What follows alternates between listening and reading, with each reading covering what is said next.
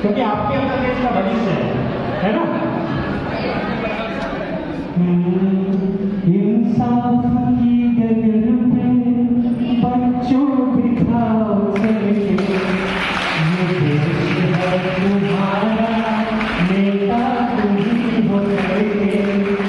इंसाफ की डगर पे बच्चों दिखाओ चलके, ये देश है तुम्हारा, नेता तुम ही हो करके।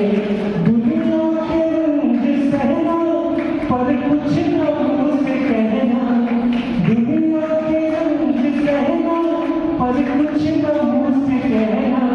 सच्चाइयों के दम पे आगे को बढ़ते रहना, सच्चाइयों के दम पे आगे को बढ़ते रहना।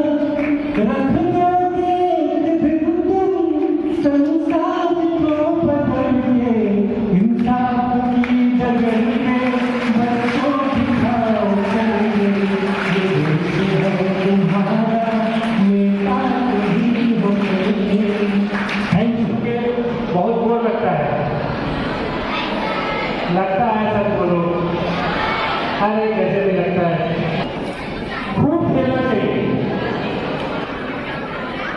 पढ़ने के लिए तो हर कोई बोलता है, लेकिन मैं बोलूँगा खूब खेलना, ठीक है।